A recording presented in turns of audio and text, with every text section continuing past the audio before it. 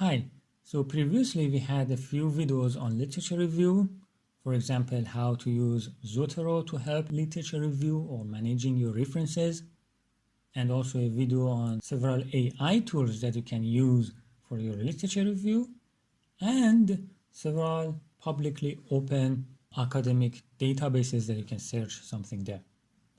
Now we want to do an exercise. Why to do an exercise? Because if you just wait until your supervisor give you a task for writing a report or doing a research or writing a literature review or writing your thesis, then it would be difficult for you. So it is always good to have several demos, several trials, several exercises before you really encounter some real case. Then you are prepared, right? When you are going to a competition, let's say a sport competition, or it can be an exam competition, something, you always do a few practice versions of it beforehand, no?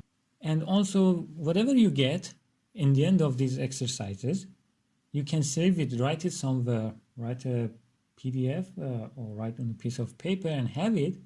If the exercise topic that you picked up is related to your main topic, then the outcome will be used in your real case. So here I'm going to use Grosvenor basis for graph coloring. This is the topic that I want to pick up, do an exercise for literature review. You can pick up your own favorite topic. If you are not familiar with these two words, it's completely fine. Graph coloring is just a mathematical question with a lot of applications outside of math. Grosvenor basis is a tool to do some computation, and one of its applications is to solve that graph coloring question. Now, I have all of the things for one small round of search here in one browser, and I'm going from left to right as a story to tell you what I did. And it is exactly what I did when I thought of this exercise a few minutes ago before recording. The first thing I did, just out of fun, I'm not a user of this AI stuff. I picked up the typeset.io introduced in another video, and I just typed a very simple question. What is the benefit of Grosvenor basis for graph coloring? And this is what it showed as the result. So it wrote a few lines and it listed a lot of references, which if you watch my previous video, you know that you should not trust this kinds of thing. But let's go through it. Grosvenor basis theory has been applied to the problem of graph coloring with interesting results. Well, up to here is meaningful, but with interesting results, if he tell me what interesting result in the next lines or next sentences, okay, I will accept this sentence. Otherwise, it's an empty sentence. You are just saying something without providing any evidence or whatever. It's useless. Never, never, ever write sentences like this in any kinds of report unless you make sure it is meaningful. Okay.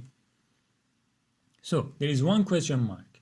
What interesting results? And I hope the next sentence is going to tell me some of these, right? Let's see. By finding a Grosvenor basis for the ideal representing a graph. Okay, the ideal representing a graph. First of all, there is not one unique ideal associated to a graph. Depending on what property, what question you want to address about that graph, you can have different ideals associated to the graph. So it's not very clear what they mean by the ideal representing a graph. Maybe it was better to say the ideal representing the graph coloring problem. Well, I could understand, okay, because I'm familiar beforehand with the question and the tool. So this needs a bit edit. The problem of determining its K colorability becomes simplified. Okay, again, another empty sentence. Simplified from what aspect and how? This is the second question mark that this text is creating. This approach, well, what? Using Grosvenor basis for solving graph coloring, okay, has been used to prove lower bounds for algorithms based on Grobner basis for solving graph coloring problem. Wow, it's kind of a loop. The approach found a lower bound, and I guess they mean for the complexity of itself, right? So this sentence also is a bad sentence. It needs to be explained. There is a third question mark, and it cites reference one. Reference one. Okay, let's pick up what the title sounds reasonable: Grobner basis and graph coloring. Right? You can click there, and then you get this. Like when you right click on this, open new tab, you will get this page. And then I right click on the do I and open in the new tab. I go to the journal of this paper, and there should be a place for the PDF here. I right click here and open in a new tab. I get this one. I search, but I expect to see something like lower bound. No, there is nothing for lower. What about bound? Nothing. Maybe instead of lower bound, I should think about something is upper bound, and then they looked at it in the opposite direction. Upper, no upper. Anything complexity? No. And in fact, if you read the abstract, as I did, you will see that it is not going to talk about complexity of this approach or finding any lower upper bound. So from here to here is not coming from reference one. At least the last sentence, which they put the citation above it, is not coming from there. And I checked the second reference. In fact, it is coming from the second reference, which is this one. And then if you just the do I right click, open new tab, it shows an error. So I just copied the title of the paper in the Google, and then I went, I think this one or one of these ones, and then I ended up with this link, and then you click on the PDF somewhere, it was this one, and then you get the PDF of the paper, and then you see in the abstract linear degree lower bound for any algorithm based on Grobner basis. And let's see how they start writing this first line. We consider the graph K coloring problem encoded as a set of polynomial equations in the standard way. Totally meaningful, totally happy. Not that the ideal of graph kind of question mark. We prove that there are bounded degree graphs that do not have legal K colorings, but for which the polynomial calculus proof system defined in this citation requires linear degree and hence exponential size to establish this fact. This implies a linear degree lower bound for any algorithm based on Grobner basis solving graph K coloring using this encoding. So this is not the algorithm itself finding lower bound for itself. They did something here, okay? And that thing implies this linear degree lower bound, whatever. It's not a question mark, some magic happens and then you write a sentence which is unclear. So never write like that AI, never copy paste from that AI. Read the references yourself and write something meaningful, what you understand. So even though this AI wrote some useless text, and I read the rest of it, and it's side 3 and 4, which 3 and 4 are not in any way related, because 3 talks about Grobner basis for graph of reciprocal plane, not graph coloring. And also here is reciprocal plane, not graph coloring. So 3 and 4 are not related to graph coloring, and no way that these things are coming from there. It's a wrong citation. And one more interesting thing is that the title of these two papers are the same. The authors are the same. What's the problem? The problem is that this is the preprint version 2017 and this is the published version 2020, and the AI didn't recognize these two are the same text, the same paper. I mean, maybe a bit edited the published version, but it's the same thing. So it should not put reference 3 and 4. It should be one reference and only this one, not the preprint one.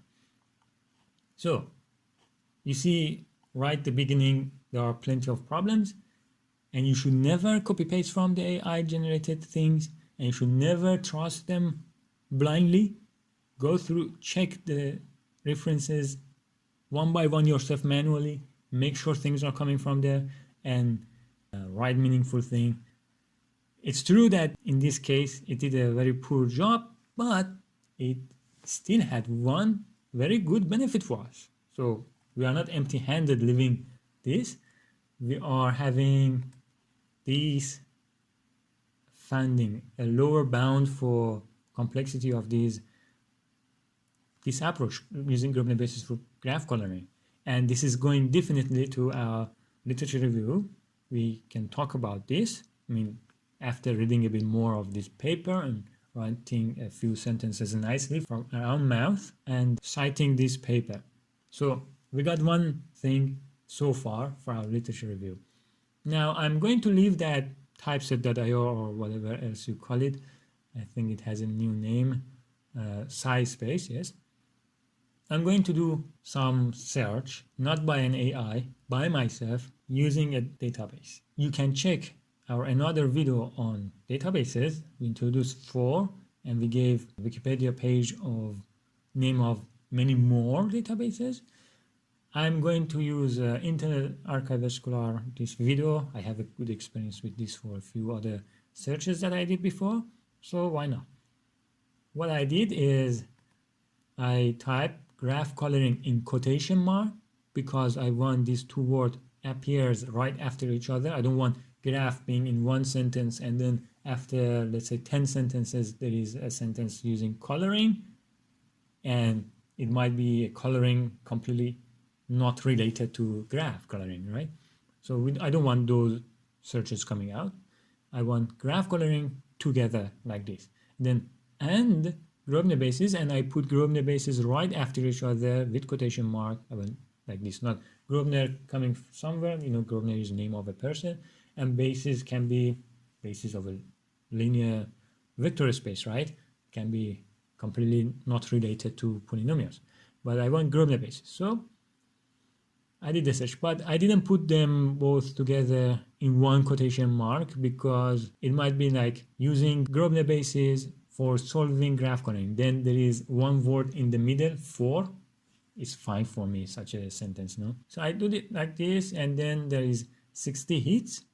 Some of them might be preprints, so I don't want them. I want like completely reviewed and judged papers which are published in hopefully journals with reputation and not some low quality journals that accept everything. So I put type article journal. The number of hits reduced from 60 to 31, and if I have enough time, I will check all of these 31 results. But if I don't have enough time, let's say my report should be ready to show my supervisor or the lecturer or wherever else tomorrow, then I need to somehow get rid of more of these things, right? So what I did, I said, let's say restrict the year of the publication to lower than 2000. Why? Maybe I'm looking for the first paper that is talking about using the idea of using Grosvenor basis for graph coloring, right?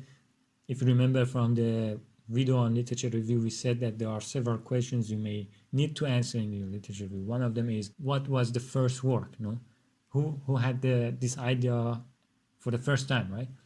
The origin of something, and that can be interesting. So I said like this, and then there are 3 things. I checked them. None of them are talking about Grosvenor basis in graph coloring. If you pay attention in the evidence of the search or the sample of where these words are appearing in the text, Grosvenor basis appear in this sentence, and then there is 3 dots. This three dot means there are some stuff between this sentence and the next sentence. It can be 10 pages, right? Then I said, okay, lower than 2000, I know I'm going to check year by year increasing. Like I want to see the publications at exactly 2000. Note that this is strict inequality. It will not include papers that are published at 2000 here, as you see.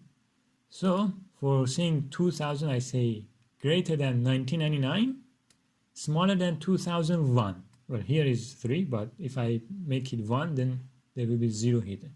If you don't believe me, let me do it for you. 0.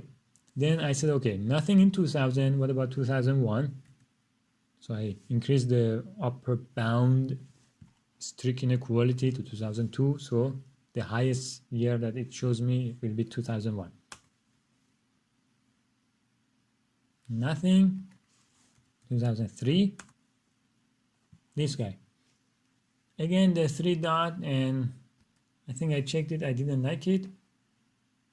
Then I'm going for after 2003 and above. So the lower bound 2002.